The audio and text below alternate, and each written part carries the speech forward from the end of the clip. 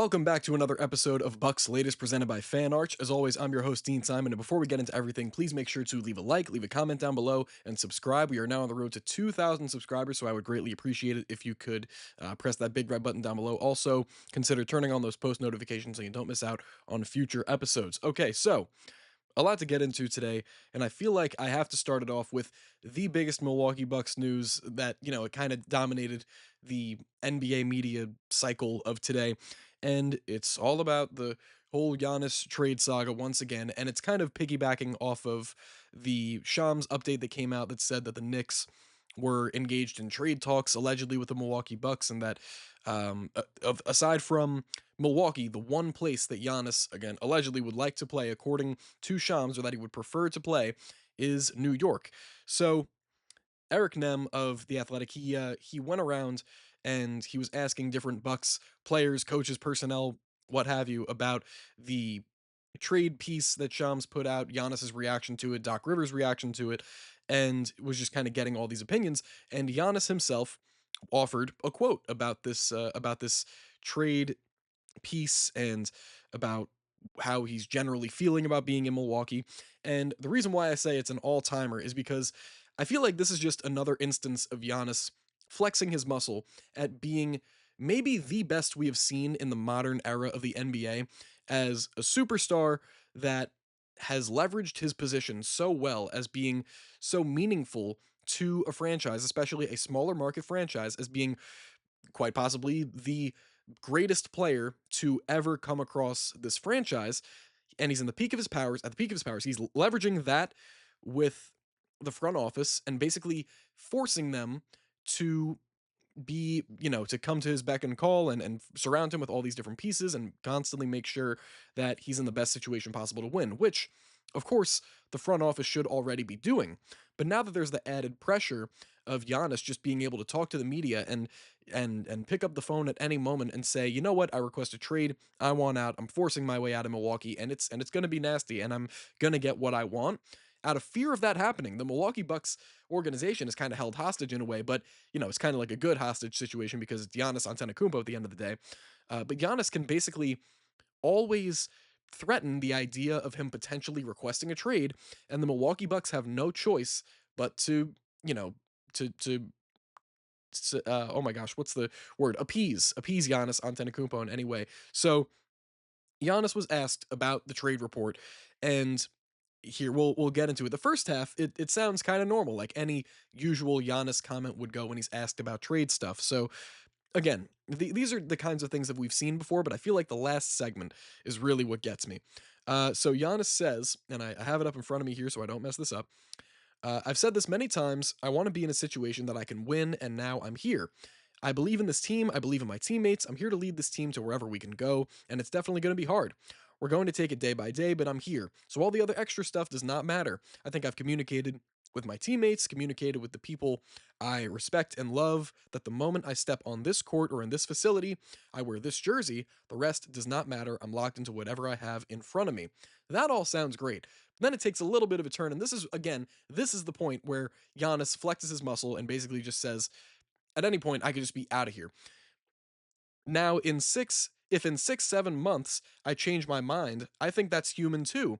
You're allowed to make any decision you want, but I'm locked in. I'm locked into this team. I'm locked into these guys, to this group, and to the coaching staff, and to myself. End quote. So again, this is just an example of Jan, and countless times we've seen this, where Giannis says, you know what? I'm here right now, and this is all that matters to me. Playing for the Milwaukee Bucks, wearing this uniform, stepping on that floor every single night for these guys. That's all that matters to me. And while I'm here, that's all I care about. But by the end of the season, if I'm not very satisfied, I could just request a trade and I'm out of here. So, front office, do what you got to do, build a contender around me, and that's the choice that you have. That's how it is with Giannis, and it's something that he's very, very skilled at. That he perfectly constructs these answers, I feel like, in a way to where he's a genius almost. That this takes skill to be able to say so often that yes, you are for this franchise and you could never even conceive of leaving this franchise. But if push comes to shove, I'll force my way out of here. That's really something that he's become very skilled at. And of course, it's worked to his benefit because the Milwaukee Bucks have had no choice. And even in an offseason this past year where they were between a rock and a hard place, they didn't really have any assets. They still don't have any assets and didn't really have anywhere to go. They still made something out of nothing, got Myles Turner, brought back a bunch of key guys, and now they're helping Giannis compete potentially for another championship. So Jericho Sims, we're gonna move on to Jericho Sims, very comparable player to Giannis. So what I would say about Jericho Sims, I mentioned it in the previous episode after the preseason debut against the Heat, that I felt like Jericho Sims was out of position a good number of times against Miami and especially against Khalil where there were would be attackers of the rim. Jericho Sims, even if he saw that the perimeter defender in front of whoever was attacking the rim did a good job, held them up and forced them to pick up their dribble.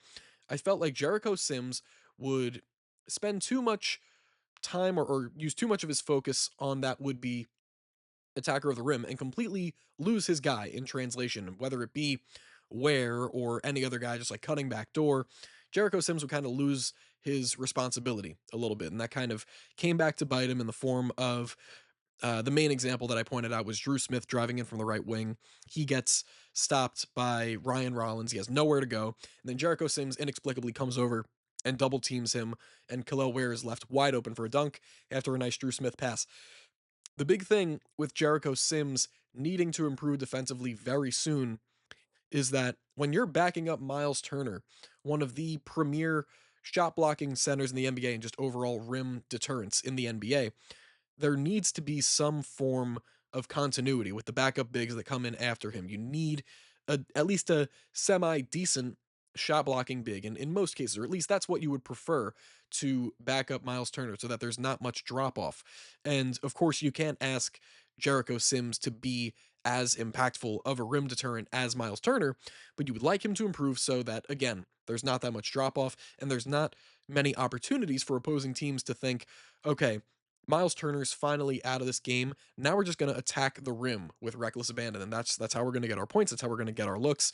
That's the kind of way that we're going to. That's the game plan for our offense when Myles Turner is out of the game. You don't want teams to get the idea that once your star center, your star rim deterrent is gone, that it's just a free pass to the basket. And this isn't to say that historically Jericho Sims hasn't been a good defender. I feel like in most cases he's been more positive than negative from the time that I've watched him. Of course, his athletic gifts and just natural instincts mixed with those athletic gifts really, really help him as a shot blocker. But just in terms of instincts and kind of knowing where you are on the floor, and it's kind of similar to how point guards use the phrase court mapping a lot, where you just know where guys are going to be depending on what you've gone through in the game plan and with certain sets that you're going to run, you're going to just kind of know where certain guys are. Jericho Sims maybe needs to pay attention to how opposing offenses and opposing offensive centers kind of camp in the lane in certain spots and hang out in dunker spots on either side of the baseline, on either side of the rim. I mean, these are the kinds of things that I feel like he needs to really get in the film room and kind of dissect because him just losing a guy like Khalil Ware, who's not very hard to miss, it's um, not very positive for the future outlook of this bench inside perimeter or not perimeter, this bench rim defense.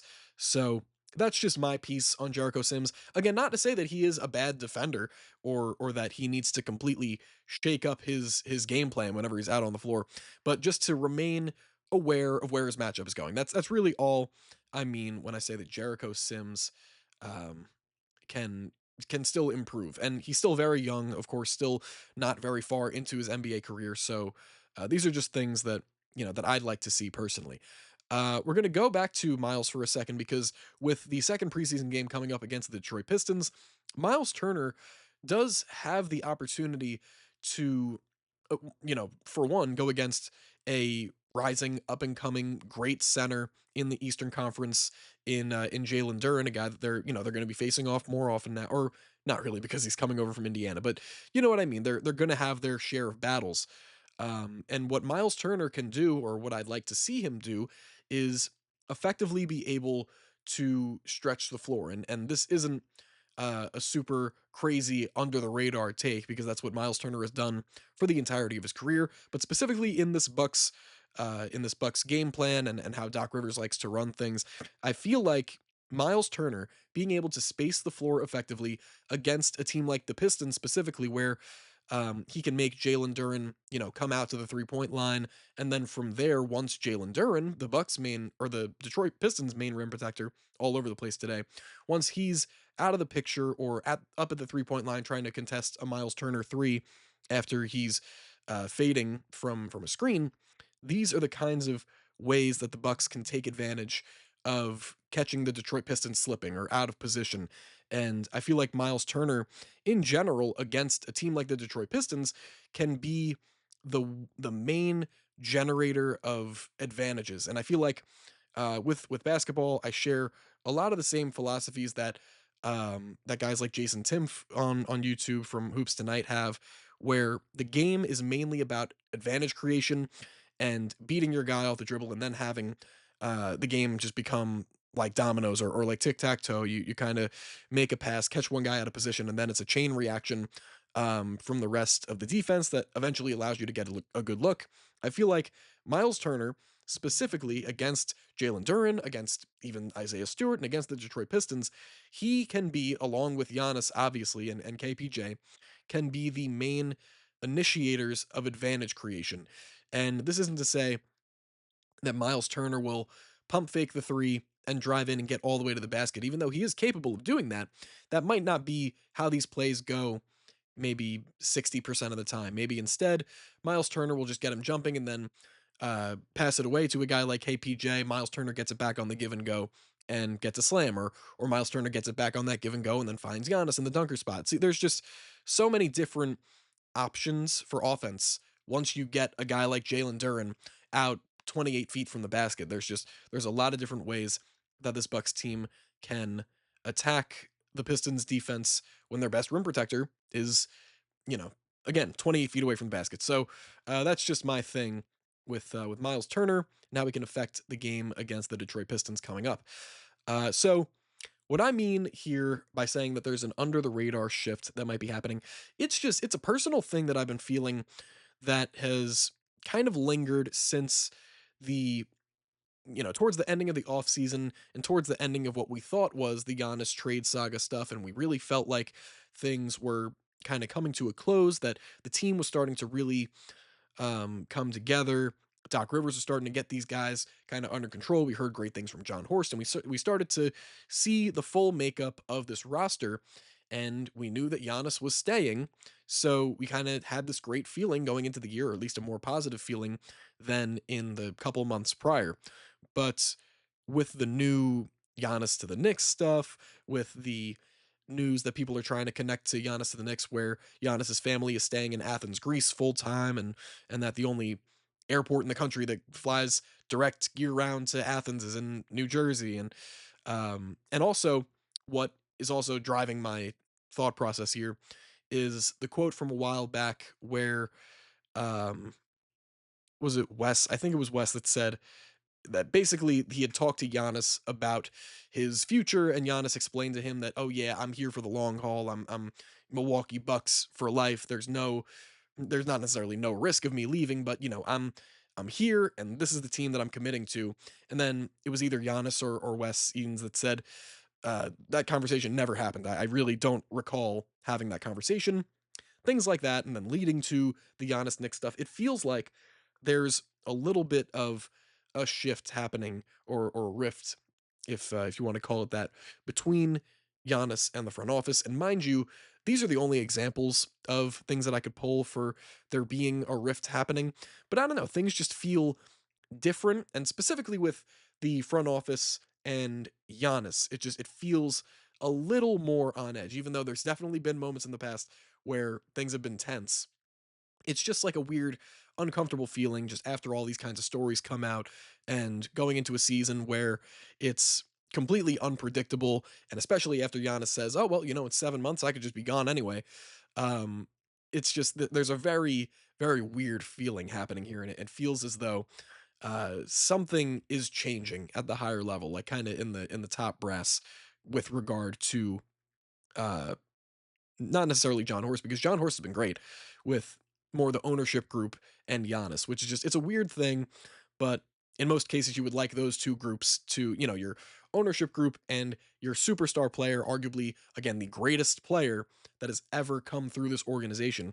You would like them to be more on the same level, or on the same kind of the same page. But other than that, I mean, things are fine. Excited for our second preseason game against the Detroit Pistons. Hopefully, we go 2-0. So, anyways, that'll be it for me today. Thank you very much for tuning into another episode of Bucks Latest presented by Fan Arch. Again, I've been Dean Simon, and before you go, leave a like, leave a comment down below. Tell me what you thought about today's episode, and subscribe. Still on the road to 2,000 subscribers. So, if you'd like to join the journey, hit that mark with us, please do, and turn on those post notifications so you don't miss out on future episodes. All right, I'll see you guys in the next one. Go Bucks.